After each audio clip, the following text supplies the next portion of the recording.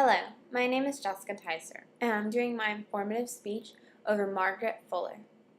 Sarah Margaret Fuller was born in an area of Cambridge, Massachusetts. She was given a substantial early education by her father, Timothy Fuller. She later had a more formal schooling and became a teacher. She became the first editor of the transcendental publication, The Dial, in 1840 before joining the staff of the New York Tribune in 1844.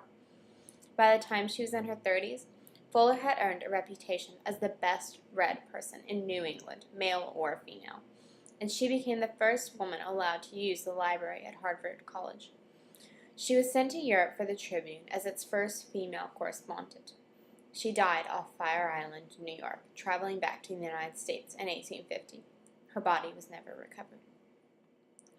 Margaret Fuller was a journalist, a critic, and a women's rights activist associated with the American Transcendental Movement. She paved the way for the women of today, improved lives, and inspired respect during her lifetime. Fuller was a proponent of feminism and reform at all levels of society. Fuller also was a believer in transcendentalism, although she was never comfortable being labeled a transcendentalist. Fuller was an advocate of women's rights, and in particular women's education and rights to employment. She felt that once equal education rights were afforded to women, women could push for equal political rights as well. She advocated that women should seek any employment they wish, rather than catering to the stereotypical feminine roles of the time, such as teaching. "If you ask me what office women should fill, I reply, any. Let them be sea captains, if you will. I do not doubt that there are women well fitted for such an office." She believed that women could do anything. Fuller also warned women to be careful about marriage and not to become dependent upon their husbands. In fact, by 1832, she had made a personal commitment to stay single. Fuller also questioned the definitive line between male and female. There is no wholly masculine male, no purely feminine, but that both were present in any individual. There were two parts, the intellectual side, or the Minerva, and the lyrical or formality side, the Muse. Fuller advocated reform at all levels of society. She was a believer in prison reforms. In October 1844, she visited Sing Sing, interviewed the women prisoners, and stayed overnight in the facility.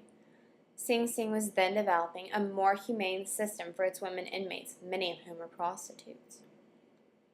Fuller was concerned about the homeless and those living in dire poverty, especially in New York. She was also raised to believe that the Indian obstinately refused to be civilized. However, her travels in the American West made her realize that the white man unfairly treated the Native Americans, and she considered the Native Americans an important part of American heritage. She supported the rights and emancipation of African Americans. She referred to slavery as a cancer taking over the United States. She suggested that those who were interested in the abolition movement should follow the same reasoning when considering the rights of women.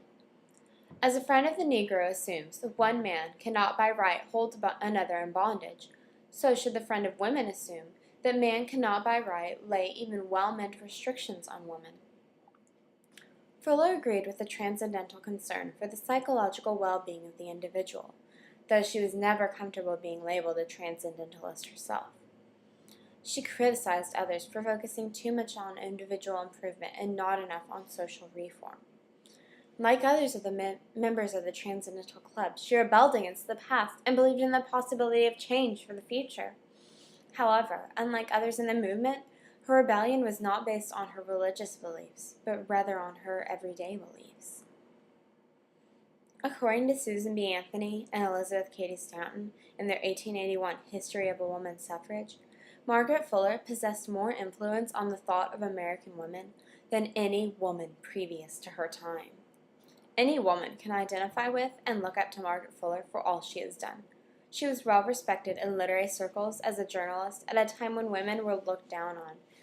She advocated women's rights, and in particular, women's education and the right to employment.